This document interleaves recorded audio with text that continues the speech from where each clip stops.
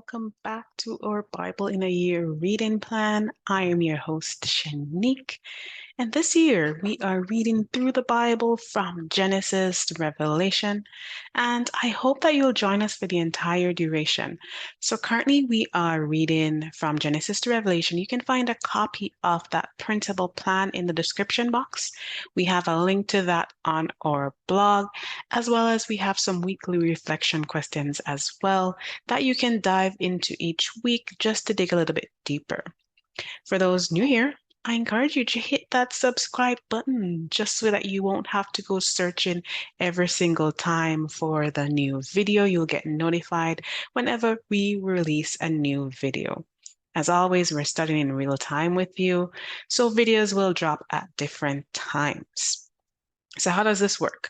So typically we'll read the day's reading, and then at the very end, I'll provide a little commentary based on what I'm learning or, interesting information that I've come across in my research.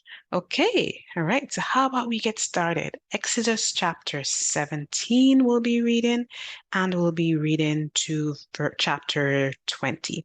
So here we go from the New American Standard Bible. Then all the congregation of the sons of Israel journeyed by stages from the wilderness of Sin according to the command of the Lord, and camped at Rephidim, and there was no water for the people to drink. So the people quarreled with Moses and said, "Give us water so that we may drink." And Moses said to them, "Why do you quarrel with me? Why do you test the Lord?" But the people were thirsty for water there, and they grumbled against Moses and said, "Why is it that you have brought us up from Egypt to kill us and our children and our livestock with thirst?" So Moses cried out to the Lord, saying, "What am I to do with this people? A little more, and they will stone me." Then the Lord said to Moses, "Pass before the people, and take with you some of the elders of Israel, and take in your hand your staff, with which you struck the Nile, and go. Behold, I will stand before you there on the rock at Horeb, and you shall strike the rock, and water will come out of it, so that the people may drink." And Moses did so in the sight of the elders of Israel. Then he named the place Massah and Meribah, because of the quarrel of the sons of Israel, and because they tested the Lord, saying, "Is the Lord among us or not?" Then Amalek came and fought against Israel at Rephidim. So Moses said to Joshua, "Choose men for us and go out, fight against Amalek. Tomorrow I will station myself on the top of the hill with the staff of God in my hand." Joshua did just as Moses told him and fought against Amalek. And Moses, Aaron, and Hur went up to the top of the hill. So it came about when Moses held his hand up that Israel prevailed. But when he let his hand down, Amalek prevailed, and Moses' hand were heavy. So they took a stone and put it under him, and he sat on it. And Aaron and Hur supported his hands, one on one side and one on the other, so his hands were steady until the sunset. And Joshua defeated Amalek and his people with the edge of the sword. Then the Lord said to Moses, "Write this in a book as a memorial and recite it to Joshua, that I will utterly wipe out the memory of Amalek from under heaven." And Moses built an altar and named it "The Lord is my banner." And he said, "Because the Lord has sworn, the Lord will have war against Amalek from generation to generation." Exodus chapter 18. Now Jethro, the priest of Midian, Moses' father-in-law, heard about everything that God had done for Moses and for Israel, his people, how the Lord had brought Israel out of Egypt. And Jethro, Moses' father-in-law, took in Moses' wife Zipporah, after he had sent her away and her two sons, one of whom was named Gershom. For Moses said, "I have been a stranger in a foreign land." And the other was named Eleazar, for he said, "The God of my father was my help and saved me from the sword of Pharaoh." Then Jethro, Moses' father-in-law, came with his sons and his wife to Moses in the wilderness where he was camped at the mountain of God. And he sent word to Moses, "I, your father-in-law Jethro, am coming to you with your wife and her two sons with her." Then Moses went out to meet his father-in-law, and he bowed down and kissed him, and they asked each other about their welfare and went into the tent. Moses told his father-in-law everything that the Lord had done to Pharaoh and to Egyptians for Israel's sake, all the hardship that had confronted them on the journey, and how the Lord had rescued them. And Jethro rejoiced over all the goodness which the Lord had done for Israel in rescuing them from the hand of the Egyptians. So Jethro said, "Blessed be the Lord who rescued you from the hand of the Egyptians and from the hand of Pharaoh, and who rescued the people from under the hand of the Egyptians. Now, I know that the Lord is greater than all the gods indeed. It was proven when they acted insolently against the people. Then Jethro, Moses' father-in-law, took a burnt offering and sacrifices for God, and Aaron came with all the elders of Israel to eat a meal with Moses' father-in-law before God. And it came about the next day that Moses sat to judge the people, and the people stood before Moses from the morning until the evening. Now, when Moses' father-in-law saw all that he was doing for the people, he said, "What is this thing that you are doing for the people? Why do you alone sit as judge, and all the people stand before you from morning until evening?" Moses said to his father-in-law, "Because the people come to me to inquire of God. When they have a dispute, it comes to me, and I judge between someone and his neighbor and make known the statutes of God and his laws." Moses' father-in-law then said to him, "The thing that you are doing is not good. You will surely wear out both yourself and these people who are with you, because the task is too heavy for you. You cannot do it alone. Now listen to me. I will give you counsel, and God be with you. You be the people's representative before God, and you bring the disputes to God. Then admonish them about the statutes and the laws, and make known to them the way in which they are to walk and the work they are to do. Furthermore, you shall select out of all the people able men who fear God, men of truth, those who hate dishonest gain, and you shall place these over them as leaders of thousands, of hundreds, of fifties, and of tens. Let them judge the people at all times, and let it be that they will bring to you every major matter, but they will judge every minor matter themselves. So it will be easier for you, and they will carry the burden with you. If you do this thing and God so commands you, then you'll be able to endure, and all these people also will go to their places in peace." So Moses listened to his father-in-law and did everything that he had said.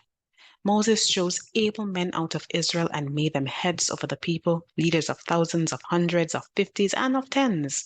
Then they judged the people at all times.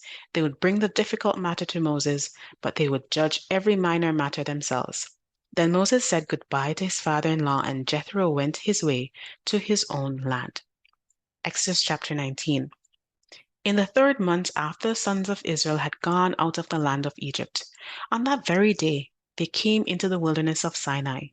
When they set out from Rephidim, they came to the wilderness of Sinai and camped in the wilderness, and there Israel camped in front of the mountain. And Moses went up to God, and the Lord called to him from the mountain, saying, "This is what you shall say to the house of Jacob, and tell the sons of Israel. You yourselves have seen what I did to Egyptians, and how I carried you on eagle's wings and brought you to myself. Now then, if you will indeed obey my voice and keep my covenant, then you shall be my own possession among all the peoples, for all the earth is mine, and you shall be to me a kingdom of priests and a holy nation.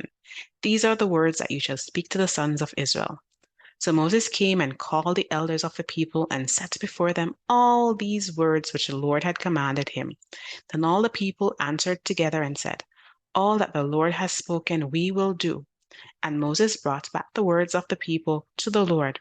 Then the Lord said to Moses, "Behold, I will come to you in a thick cloud, so that the people may hear when I speak with you, and may also trust in you forever." Then Moses told the words of the people to the Lord. The Lord also said to Moses, "Go to the people and consecrate them today and tomorrow, and have them wash their garments, and have them ready for the 3rd day. For on the 3rd day the Lord will come down on Mount Sinai in the sight of all the people. But you shall set boundaries for the people all around, saying, Beware that you do not go up on the mountain or touch the border of it. Whoever touches the mountain shall surely be put to death. No hand shall touch him, but he shall certainly be stoned or shot through. Whether animal or person, the violator shall not live. When the ram's horn sounds a loud blast, they shall come up to the mountain." So Moses went down from the mountain So Moses went down from the mountain to the people and consecrated the people, and they washed their garments. He also said to the people, "Be ready for the third day. Do not go near a woman."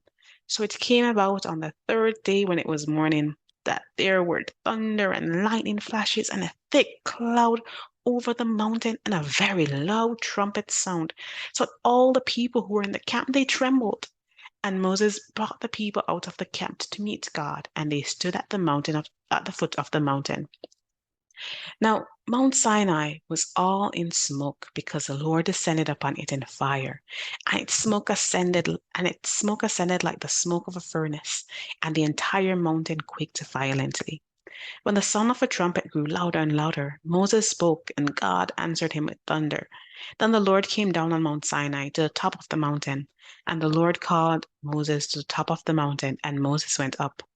Then the Lord spoke to Moses, "Go down, warn the people, so that they do not break through to the Lord to stare, and many of them perish. Also, have the priests who approach the Lord consecrate themselves, or else the Lord will break out against them." And Moses said to the Lord, "The people cannot come up to Mount Sinai, for you warned us, saying, 'Set boundaries around the mountain and consecrate it.'" Then the Lord said to him, "Go down and come up again, you and Aaron with you. But do not let the priests and the other people break through to come up to the Lord, or he will break out against them." So Moses went down to the people and told them. Exodus chapter 20. Then God spoke all these words, saying, "I am the Lord your God, who has brought you out of the land of Egypt, out of the house of slavery. You shall have no other gods before me. You shall not make for yourself an idol, or any likeness of what is in the heaven above, or that is on the earth beneath, or in the water under the earth. You shall not worship them nor serve them, for I, the Lord your God, am a jealous God, inflicting the punishment of the fathers on the children, on the third and fourth generations of those who hate me, but showing favor to thousands, to those who love me and keep my commandments. You shall not take the name of the Lord your God in vain, for the Lord will not leave him unpunished who takes his name in vain. Remember the Sabbath day to keep it holy. For 6 days you shall labor and do all of your work, but the seventh day is a Sabbath of the Lord your God. On it you shall not do any work, you or your son or your daughter, your male slave or your female slave, or your cattle or your resident who stays with you. For in 6 days the Lord made the heavens and the earth, the sea and everything that is in them, and he rested on the seventh day. For that reason the Lord blessed the Sabbath day and made it holy. Honor your father and your mother, so that your days may be prolonged on the land which the Lord your God gives you. You shall not murder. You shall not commit adultery. You shall not steal. You shall not give false testimony against your neighbor. You shall not covet your neighbor's house. You shall not covet your neighbor's wife, or his male slave, or his female slave, or his ox, or his donkey, or anything that belongs to your neighbor. And all the people were watching and hearing the thunder and the lightning flashes and the sound of the trumpet and the mountain smoking. And when the people saw it all, they trembled and stood at a distance. Then they said to Moses, "Speak to us yourself, and we will listen. But do not have God speak to us, or we will die." However, Moses said to the people, "Do not be afraid, for God has come in order to test you, and in order that the fear of him may remain with you, so that you will not sin." So the people stood at a distance while Moses approached the thick darkness where God was. Then the Lord said to Moses, "This is what you shall say to the sons of Israel. You yourself have seen that I have spoken to you from heaven. You shall not make other gods besides me, gods of silver or gods of gold. You shall not make for yourselves. You shall make an altar of earth for me, and you shall sacrifice on it your burnt offerings and your peace offerings, your sheep and your oxen, in every place where I cause my name to be remembered. I will come to you and bless you. And if you make an altar of stone for me, you shall not build it of cut stones. For if you wield your chisel on it, you will profane it. And you shall not go up by steps to my altar, so that your nakedness will not be exposed on it. Okay, that is our reading for today, Exodus chapter 17 to 20. So in life, we often face moments of spiritual thirst. times when our souls long for refreshment. Now, just as God provided water from the rock, He invites us to come to Him when we are spiritually parched. But we shouldn't just wait until we are spiritually dry. Especially as women, I know we tend to have a long to-do list, but we can't pour into others if we don't get filled up first. So we need to turn to God first, turn to His Word, which is a source of living water that satisfies our deepest needs. Now, my second point has to do with asking for help. And as I read this chapter, I smiled as I literally spent yesterday cooking and cleaning and doing laundry. And I got up super early because the baby got up early, right? Now, by the end of the day, I was just exhausted. I was super tired. And Jethro's advice to Moses applies to me, certainly, and it possibly applies to you too. And here's what I took away from this: we can't do it all alone. So we need to be willing to train others or to ask others for help. So if you have kids, why not teach them how to vacuum or teach them how to make their beds? It takes some workload away from you, and it also teaches responsibility. So spread the workload around. Now, if you own a business, why not create some document that outlines how you like to do things and how you like to get it done so persons can reference this document? I know for me, I don't like asking for help because I'm afraid that, it might not necessarily get done in the way that I would like to do it. But hey, if we don't ask for help, we're going to find ourselves constantly feeling burnout. So consider hiring help or outsourcing tasks as needed so you don't find yourself constantly feeling tired and burnt out. And that is what I took away from Jethro and Moses' story. Now, thirdly, we read about God giving the Ten Commandments. So I want to encourage us just to embrace God's commandments as a blueprint for righteous living. Allow His word to shape your decisions, your actions, your interactions with others.